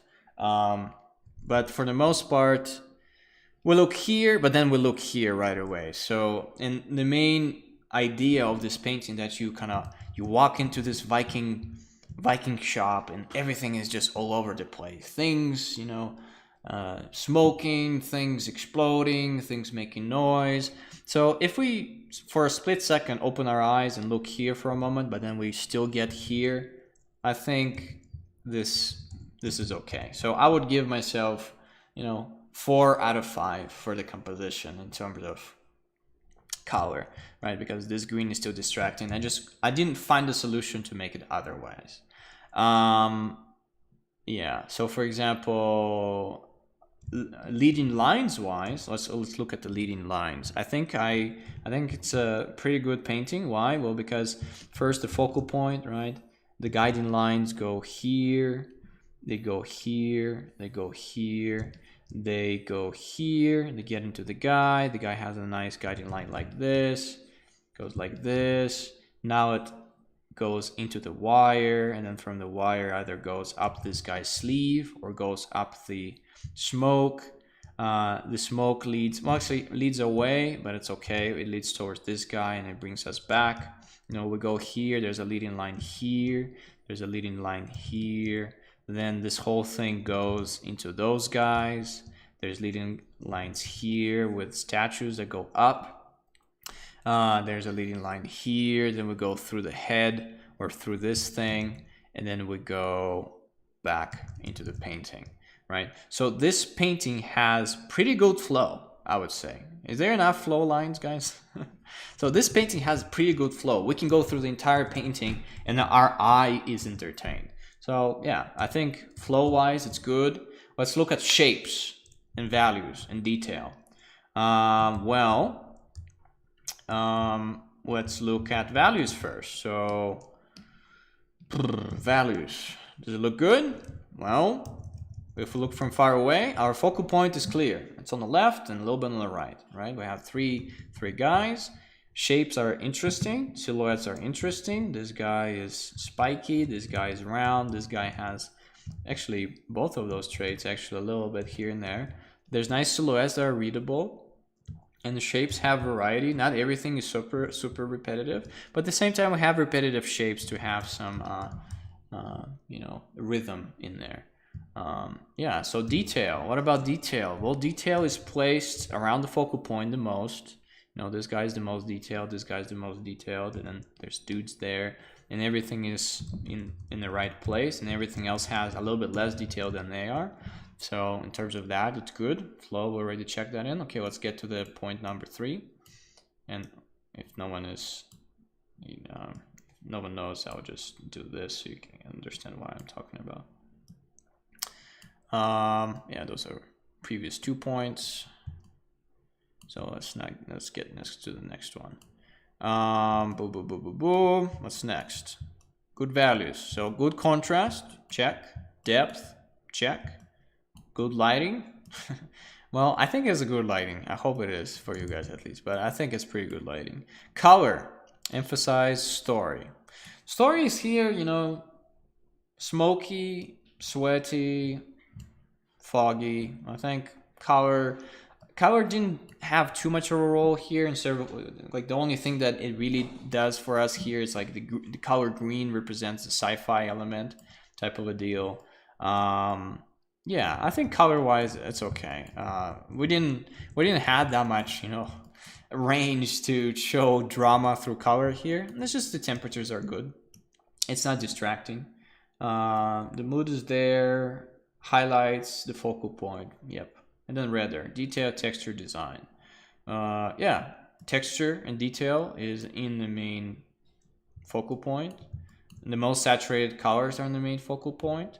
And then the most rendered things are the focal point. And then everything else falls short in terms of texture. Like this guy's, thing here, tattoo, this, and this guy's beard. That's the most rendered thing or the most detailed thing through the entire thing. So overall, this checks as a 9. I hope it's a 9 out of 10, depending on our checklist and your taste. But for the most part, it's not bad, right? But to get to this point, it took a lot of time and effort, right? And then grit, and at the same time, not settling for less. So yeah, any questions, guys? Yeah, just again, story is king, emotion is king, interaction, and your personal connection to the painting. Always ask yourself a question. Am I settling for less? Is there a better way to explore it? And if you can come up with a better way, your responsibility before yourself and in the society is to explore further. Because I could have technically 100% gave up here or maybe here, because I could have just rendered it. I could have gave up here and just rendered this with the same colors, but it would have been not the same painting, right? It would have been not the same painting. And that's what I want to ingrain into your brains, guys. Just, paintings is it's a thing that takes time. It takes patience, and it's not a journey into an ice cream shop that you can just, you know, buy it, eat it, and that's it. It's like building a house. And that's why art is it's so hard. It's because at the end of it all, you know, when your house is built like this one, you have to start building a new house and a new house and a new house, and you don't stop until you die. And if all the things that I told you today terrified you, you need to work on, you know, on your patience. And the key is, guys, like my superpower, I think, I enjoy what I do. I hate it sometimes, but 99.9% I love it. You know, like if you check the streams, we're just sitting there for 6.5 hours, painting, having fun, listening to music, and then when I need to do a change, yes, I grin a little bit, and it does, you know, it is very painful sometimes. Like for example, Toby messaged me and he said, "Hey, dude, just expand your canvas on the right." I'm like, "Oh, come on, I have to paint this thing, and then I need to come up what's gonna be in there." And well, but that was the right answer. Then I added bombs, and it even added even more to the painting. And that's another thing, guys. You know, ask for feedback, ask for guidance, ask for input, because sometimes your eyes are just too blurred out. Yeah, and my eyes definitely got blurred out a lot of the times on this painting, but that's why you have the community, that you have us, right? You just go into Discord and post it to the feedback channel and say, "Hey guys, I'm stuck, what do you think?" You join a voice channel, and you know, that's how I grew as a painter and as an artist, just, you know, always showing my stuff and thinking, genuinely wanting to know what other people think. And you know, a lot of you guys can be very precious about your painting, and I think you have to stop. You have to stop being too, you know, motherly around your little egg that is called a painting, and you're like, "No, it is perfect as it is." No, what your mentality should be this, you know, destroy me with your feedback. And if I see something valuable in it, I'm going to thank you for that. But if you feel that it's not valuable and the person is, you know, just having his own opinion, and you disagree with it because you have a better understanding of what you want, that's fine. That is totally fine. That's why you need to understand your idea to a T from emotion and story standpoint. So when you get bad feedback, you're like, "Yeah, I see what you're saying, but I don't agree with it, but thank you so much." You know, then you continue. But when you hear something awesome, you be like, "Yeah, you're right. All right, let's do this." You know, and not being too precious about your brush strokes. Every Viking that I repainted here and everything that got changed, it's a normal part of the process. Yeah, don't be precious about your brush strokes. Be precious about what emotions are you gonna experience when the painting is final, and what emotions gonna people experience when you're gonna look at your painting. Because, you know, it's just always better to push through, guys. Yeah. All right, questions and answers. Hopefully this was valuable, or at least understandable. If you have more, you know, technical questions, I can answer them here. But we're gonna have another demo for a painting of mine on Monday, if I'm not mistaken. Let's see, what do we have? Schedule. What do we have on Monday? Yeah, keyframe painting demo. It's gonna be our last lecture, and then it's gonna be a mystery guest speaker and mentality of a healthy artist. Yeah. So next week it's our last lecture regarding painting and art theory, actually. Super valuable. Man, or those puns. Valuable. Good Mjolnir. Did you hear, Luba? Good Mjolnir. Good Mjolnir is the best. Good Mjolnir. All right. Question. If it would be a client work with the limited time that you are paid for, you would stop much early, even you know that there's still lots of improvement potential. Well, with the time frame, yes. You are forced to make bold decisions, sometimes safe decisions. So, but the thing is with the client, they are coming to you and they already, it depends. Again, it depends where you are at and what is the, what is the client and what does the client want and how specific the task is. So if the task is not specific, you're going, well, it's going to take me more time because I need to explore it. If it's a visual development, like, blue sky area where you just do whatever the hell you want, some people do, a lot of paintings. Okay, I'm going to tell you this. I finished this painting within the industry standards, plus minus. It took me less than a week of full-time work, right? So if I would be painting this painting, it would have taken me 8 hours, 4.5 to 5 days. So a week, 5 days. This painting would have taken me 5 days, but instead of 5 days, it was 5 days over chunks of time that I painted this. So this is okay result for 5 days of painting as a keyframe. That's usually what you get for a keyframe. You usually get 5 to 10 days, depending on how complex it is. If it was a rougher one, it would be probably been like 2 or 3 days. But you still need to go within the time frame. And another thing is, time frame is good. Like, for example, my deadline was today, and I was still changing things as we were speaking. I was still changing things on 1 hour before our lecture today. So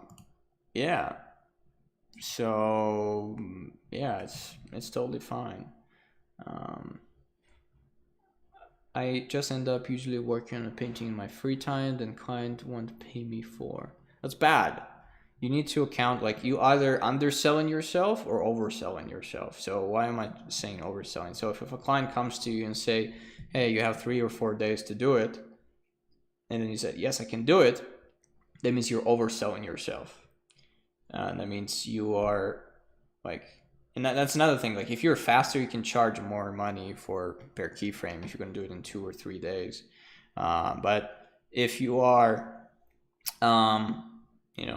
if you end up doing everything in your free time, that means you overestimated your ability, or you underestimated the task, and you're actually billing for less than you should.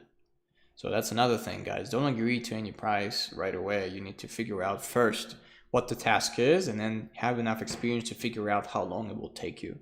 And then you can say the price. And then usually you need to have like a 10 to 15% buffer for that price, for the unexpected changes and unexpected things.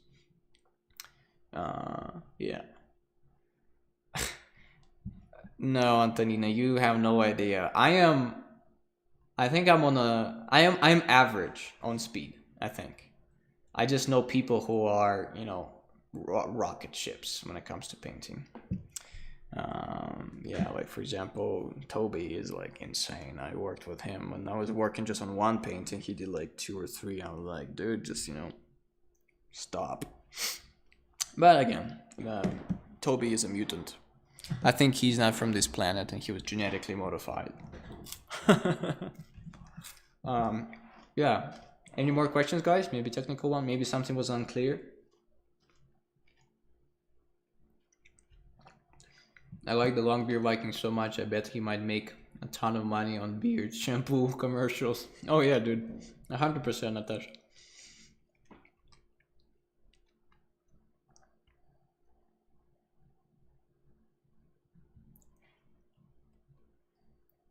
It's the sparkling water. He's super Toby. Yeah. Okay. I think there's one thing that I wanted to mention to you guys. So when I approach a final painting, so like this, what I do actually is I don't create new layers anymore. I actually merge everything. So my thing looks like this. See, like, just duplicates of the same painting over and over again. Because sometimes I just need to lose the layers, and I just lose all in one. So as you can see here, this is like my first render pass layer, and then there's some more as you can see, just more things incoming, and then a little bit more. That's when the foreground came, and then I changed the guy actually today before the stream, just make his head smaller. Yeah, and just little things here and there, and then on top of that, I'll do another pass and make it contrasty like this and see how it looks, and sometimes do this, but this is too bright. Another thing that I like doing actually in my keyframes is I do an overlay layer on top, and then what I do is I do cross hatching like this towards my focal point, and I do it like kind of like this, and I do it in a circular motion to create some interesting rhythms for texture, and then you'll understand why I'm doing it for. So let's pretend this looked good. And I gotta, just duplicate it a bunch of times and duplicate it again and maybe upscale it just a little bit. So sometimes with just wavy lines, what I will do, I'll just do an interesting rhythm with just lines like this, maybe a little bit in the middle here too. And then I'll just drop the opacity to like, I don't know, something like this. And then I'll just start erasing or smudging things like this. And at the end of it all, you're not gonna notice it, almost notice it at all. But what it's gonna create is gonna create just interesting textures within the painting. And of course, like, you should put more love in it. But I only do it with paintings that need this. Like for example, this is already a noisy painting, and I would not want to add more noise to it and more textures to it. So I'm just gonna keep it flat like this.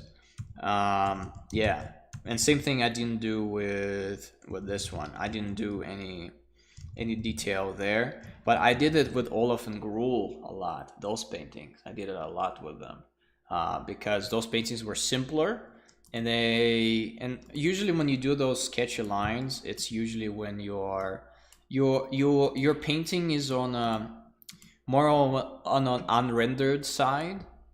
Right, so for example, if we look at, again, I like showing Olaf and Gruel for that purpose, because like for example, or you know what, for example, this one, the spider one, you can see them here, see those lines here and there, because it's a pretty sketchy painting, and I needed a little bit more of a texture in them, right? Yeah, and I do it with every painting, honestly, when Olaf and Gruel, as you can see here, I have those lines here. You can't really see them, but they just create interesting noise and texture on top of everything. But again, only if you have the detail space for it. This is already a super detailed painting that has a lot of things in there, and you shouldn't do that. It's just something that I do. I don't know. You're welcome to use it, or yeah, it's just extra texture and extra detail without actually committing to extra detail and extra render. Yeah, so I think this is it for today. Idea is idea, story, emotion, and then just muscle through, power through, like real Vikings. Like, yeah, you got this, okay? Little by little, do not settle for less. Settle. You'll be so proud of yourself when you're gonna muscle through it, and it's called patience and resistance to temptation to stop and give up, and again, that's why I call it every painting is a battle, because one day you're like, I'm the top of the world. But like for example, right now I don't like this painting anymore. Why? Because well, I just noticed that the fingers are all crooked on this thing, and I wasn't noticing that finger whatsoever. And probably that's the only thing you'll be able to see now, is that crooked finger of a thingamajig. Yeah. So resist the resist the resistance, resist the resistance. Practice inner juju of withholding under pressure, of not committing to bad emotions, and then just focus on the fun stuff. Make your paintings make you giggle. Yeah, if your painting makes you giggle, makes you smile, makes you feel something, chase that. Don't chase that it looks good. Don't chase anything else. Just story, emotion, and your personal connection to your artwork. Smile more when you paint. It's gonna really help, I think. Entertain yourself. It's like a little movie. But you're the filmmaker and the whole crew. All right, so that's it. Hopefully this was useful. If you have more questions, as usual, people who are listening to this in the recording, we are having Q&A sessions after the lectures every time. The homework for this one is going to be the same. Continue on your keyframes, and if you're done with your keyframes, do in between keyframes. So if you have a beginning, a middle, and end, do one in between the beginning and the middle, and then one in between the middle and the end. If you want to do more, but keep it real, keep it realistic. Yeah, and then join the Q&A session. Also, just a warning, today we're gonna have a pitch meeting thingamajig for one of our Discordians, Vikings, for his story.